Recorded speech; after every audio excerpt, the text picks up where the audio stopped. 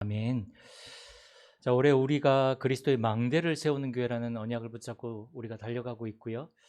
또 우리가 말씀을 붙잡고 그 응답을 우리가 받아가고 있습니다. 하나님은 말씀을 통해 우리에게 응답하시고 또 그 말씀을 성취해 가시면서 우리를 인도하십니다. 그렇다면 우리가 주일날 받는 말씀이 굉장히 중요하겠죠. 그래서 그 여정 속에 우리가 계속 사실 제목만 붙잡아도 되겠죠. 제목만. 오늘은 오직의 이유를 발견한 인생입니다. 오직의 이유를 발견한 인생. 오직의 이유를 발견했다. 그 인생이 좀 다르겠죠. 불신자들 중에서도 자기 업의 오직을 발견한 사람은 어떠한 문제가 오고 어떤 어려움이 와도 흔들리지가 않더라고요. 오히려 그 속에서 어떻게 하면 더 도전할까? 어떻게 하면 내가 갱신할까? 그걸 붙잡고 더 그 오직 속으로 들어가더라고요. 우리가 업의 오직도 발견해야 되지만 그 이전에 그리스도로 오직해야 될 그 이유를 발견하고 그리스도로 오직해야 되는 그런 인생이 되어줘야 됩니다. 그냥 그리스도가 아니라 오직 그리스도, 오직 그리스도. 그 이유를 발견하는 그 인생이 되어줘야 되는데 오직의 이유를, 오직 그리스도의 이유를 발견했다는 것은 오직에 될 수밖에 없는 그 문제를 발견했다는 것입니다.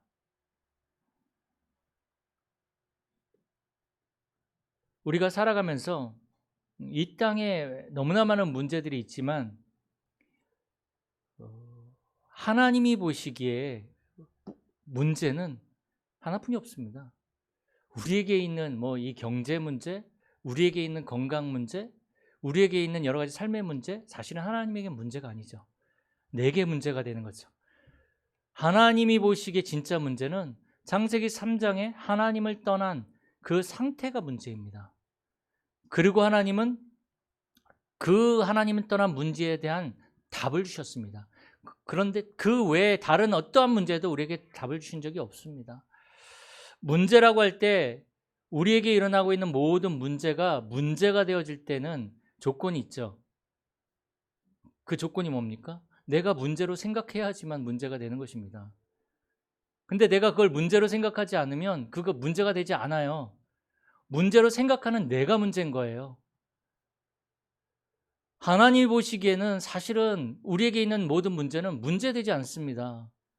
그렇다면 이제 더 이상 우리는 우리에게 일어나고 있는 이 모든 문제는 문제로 보지 말고 진짜 하나님이 문제로 보시는 그 문제를 우리는 문제로 봐야 됩니다. 그래야 오직 그리스도로 우리는 답을 낼 수 있습니다. 하나님이 유일하게 보시는 문제는 뭡니까? 이 땅의 문제는 뭡니까? 하나님을 떠난 상태가 문제죠. 그 상태가 문제입니다. 그 상태가 우리를 실패시키는 거고요. 그 상태가 우리를 저주와 재앙 가운데로 몰아가는 거고요. 그 상태가 우리를 지옥 배경 속에서 살아가게 만듭니다. 상태가 무서운 거예요. 암 걸린 게 문제가 아니라 암 걸릴 수밖에 없는 상태가 되어져 있잖아요. 그러니까 암을 잘라내도 계속 암이 재발하는 것처럼 그 상태가 무서운 것.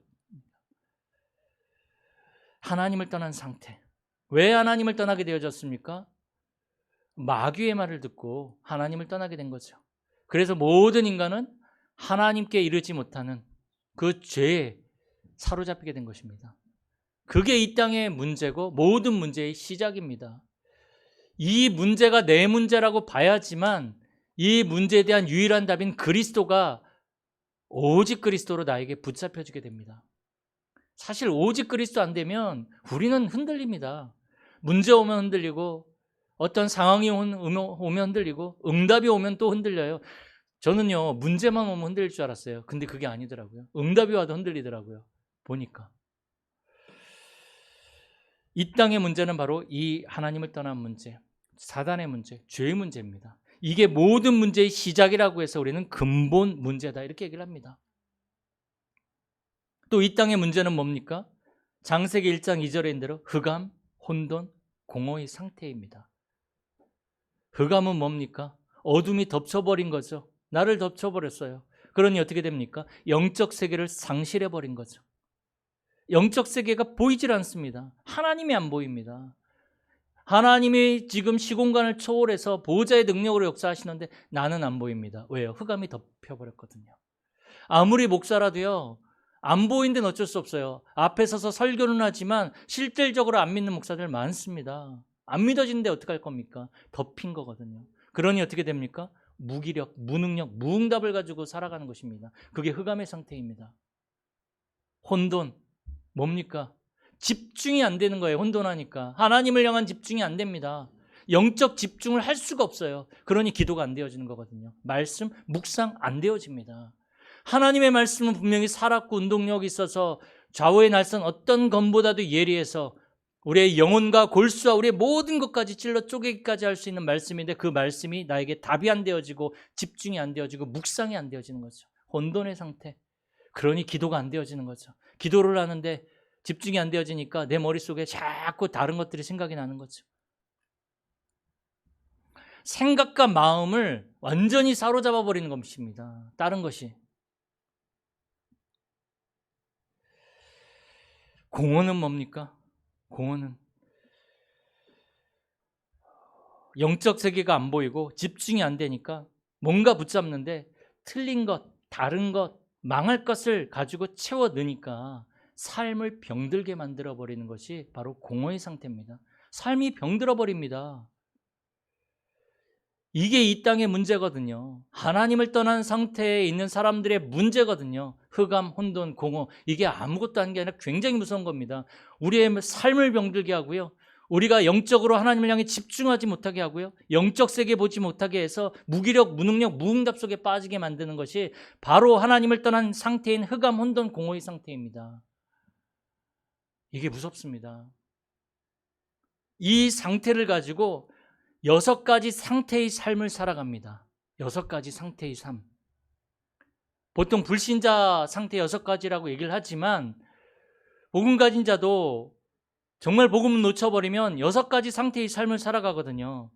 요한복음 8장 44절에 보니까 마귀, 너희 아비 마귀라 그랬거든요. 근데 이 마귀가요, 우리를 어떤 상태로 살아가게 되냐면, 하게 만드냐면 네가 주인이야. 나를 주인 되게 해서 그 삶을 살아가게 만듭니다. 내 힘과 내 능력을 가지고. 그러니 어떻게 되겠습니까? 한계올 수밖에 없죠. 이 삶을 살아갑니다. 두 번째로 출애굽기 20장 3절 4절에 보면 너를 위하여 새긴 우상을 만들지 말라 그랬거든요. 너를 위하여. 그게 우상이거든요. 근데 가만히 보십시오. 복음 없는 모든 종교도 나를 위해서 살아가게 만듭니다. 종교의 목적이 뭡니까? 내 문제를 해결하는 것이고 내가 잘 되는 것이고 결국은 나를 섬기는 것이 종교의 목적이거든요. 그 종교와 우상하고 똑같거든요. 그 종교의 삶을, 우상 숭배의 삶을 살아가게 만듭니다. 안 되니까.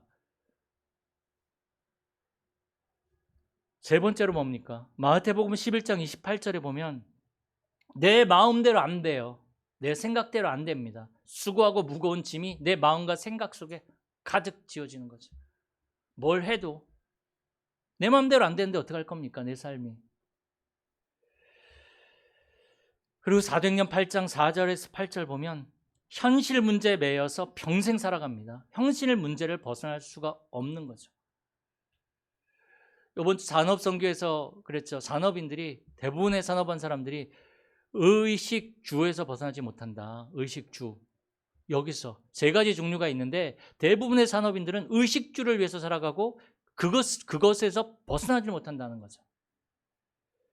이 현실 문제에서 벗어날 수 없는 거죠.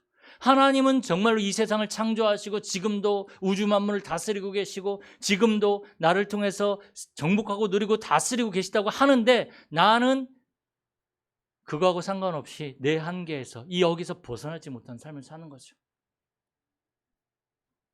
그리고 누가복음 16장 19절에서 31절에 보니까 지옥 생활하는 거예요. 지옥 배경 속에서 지옥 생활합니다. 그리고 마지막 6번째로 마태복음 27장 25절에 보면 과거 운명에서 못 벗어나고요. 결국 과거의 운명을 우리의 후대에게 전달하고 죽습니다. 이게 6가지 상태의 삶입니다. 이 삶을 살아갑니다. 이게 이 땅의 문제거든요.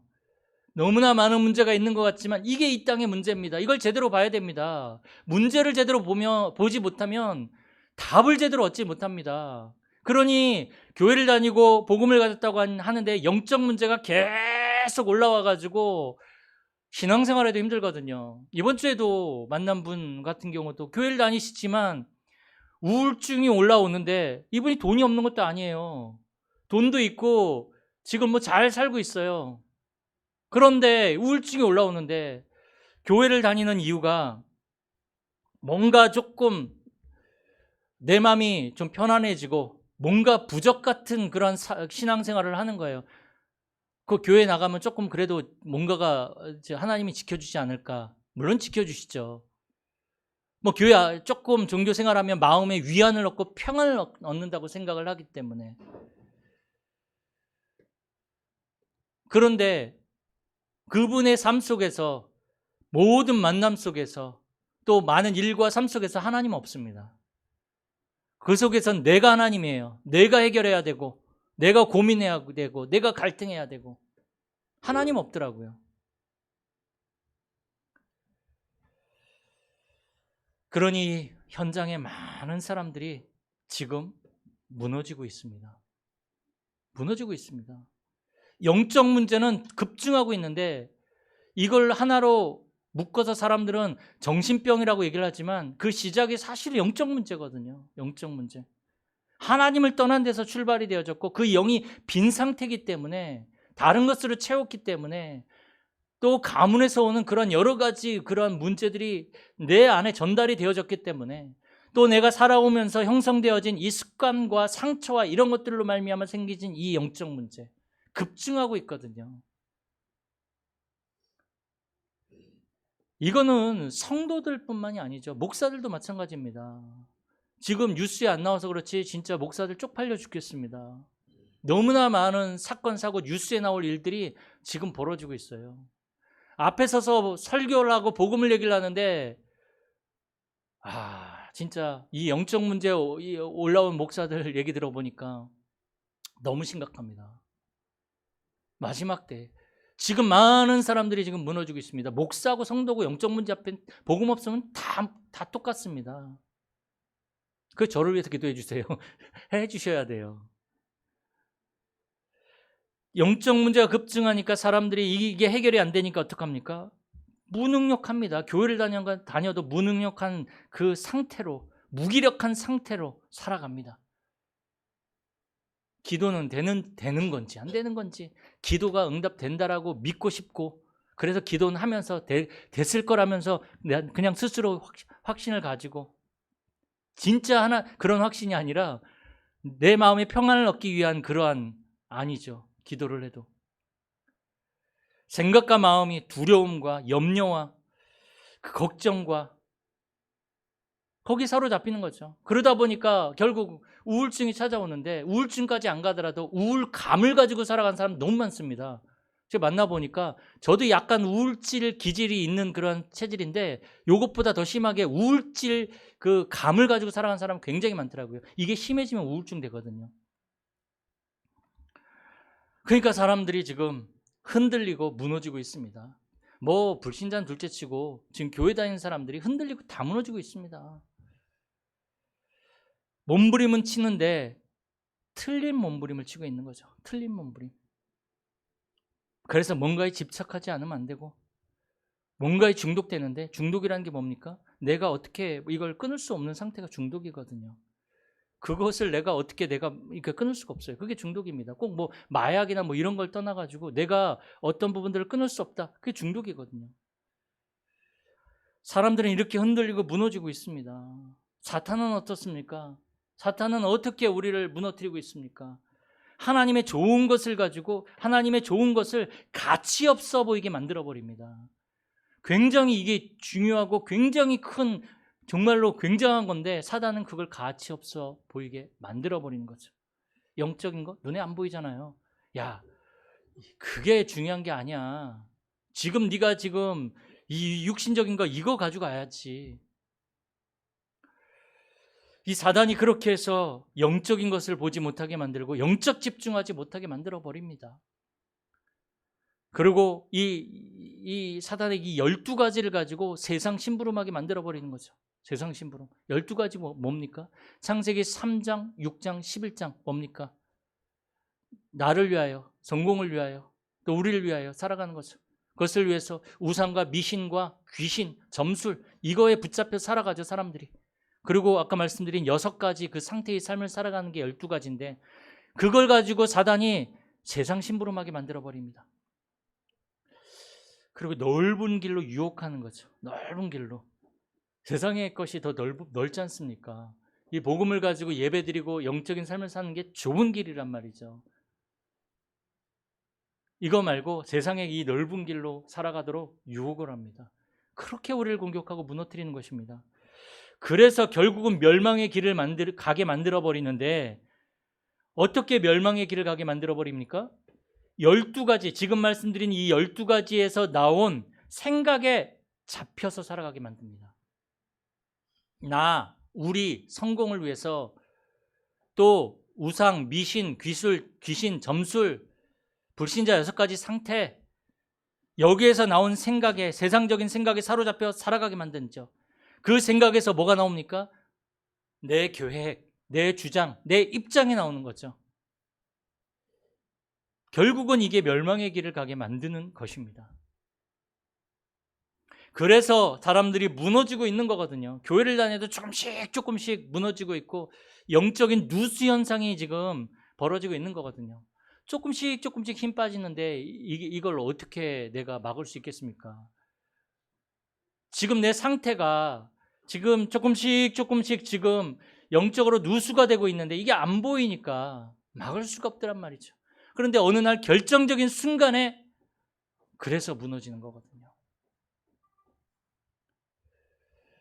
저번에도 말씀드렸지만 이 그릇에다가 물을 담아놓고 이 책상에다 올려놓고 한 일주일, 한 달 딱 보십시오. 물이 줄어드는 건 보이지 않지만 어느 날 딱 보면 물이 줄어들어 있습니다. 우리의 영적인 것도 마찬가지입니다. 그래서 하나님이 우리에게 이 무너져버린 이 현장, 무너져버린 사람들을 살릴 유일한 답을 우리에게 주셨습니다. 뭡니까? 그리스도 아닙니다. 오직 그리스도여야 합니다. 오직 그리스도. 하나님은 처음부터 오직 그리스도만 말하셨어요.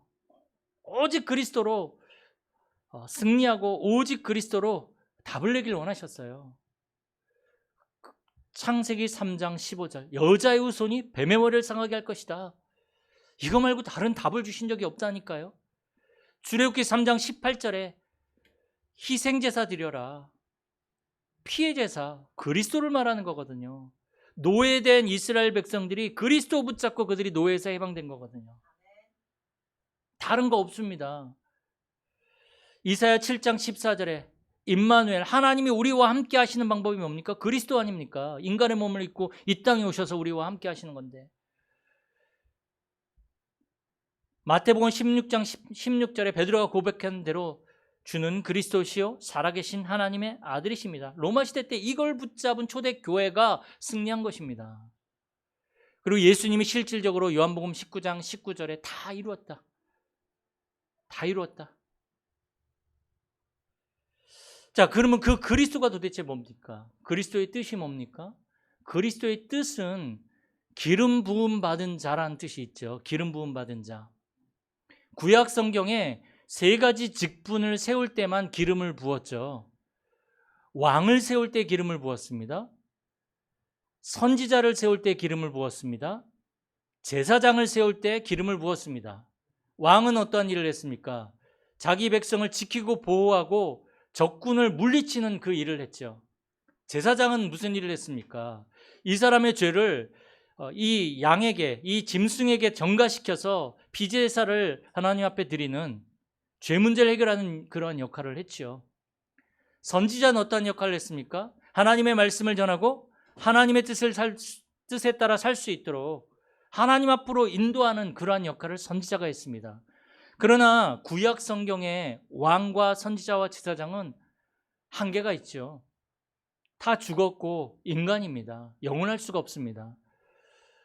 구약 성경에 말씀하신 왕과 제사장과 선지자는 바로 그리스도를 말합니다. 이 왕과 선지자와 제사장이 했던 일을 한 번에 하신 분이 바로 예수님입니다. 그래서 그리스도는 구약 성경에 왕이 했던 일, 선지자가 했던 일, 제사장이 했던 일을 단번에 영원히 다 이루셨고 다 끝내셨습니다. 그래서 그분이 누군가 했더니 바로 예수님입니다. 예수님인데 그 예수님이 바로 인간의 몸을 입고 이 땅에 오셔서 그리스도의 일을 하신 것입니다. 참된 왕으로, 사단의 권세를 깨뜨리신 참된 왕으로, 죄 문제를 해결하신 참된 제사장으로, 선지자 일을 하신 참된 선지자로, 이 세 가지 일을 하셨다고 해서 우리는 그 예수님을 그리스도다 이렇게 우리는 부르는 것입니다.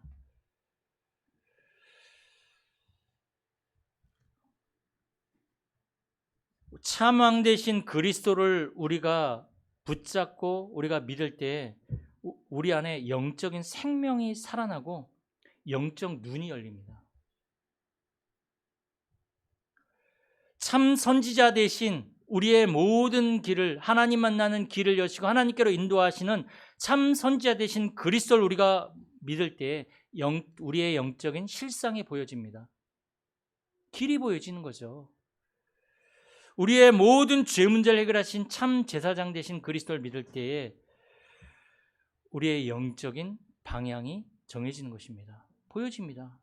그래서 베드로전서 13장 18절에 보면 그리스도께서 단번에 죄를 위하여 죽으사 의인으로서 불의한 자를 대신하셨으니 이는 우리를 하나님 앞으로 인도하려 하심이라. 우리의 영적인 방향이 정해지는 것입니다. 현장 살릴 유일한 답, 오직 그리스도여야 합니다. 그냥 그리스도 붙잡지 마시고요, 오직 그리스도로 붙잡으시기 바랍니다. 그 사람들이 오직의 이유를 발견한 인생입니다. 오직의 이유를 발견한 인생은요, 하나님이 만드신 나로 살아갑니다. 오직의 이유를 발견하지 않으면 하나님이 만드신 나로 살아갈 수가 없습니다. 왜요? 계속 흔들려야 되니까.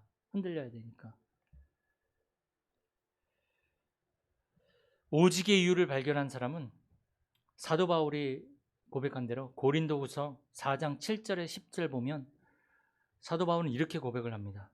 우리가 이 보배를 질그릇에 가졌으니 이는 심히 큰 능력은 하나님께 있고 우리에게 있지 아니함을 알게 하려 하심이라.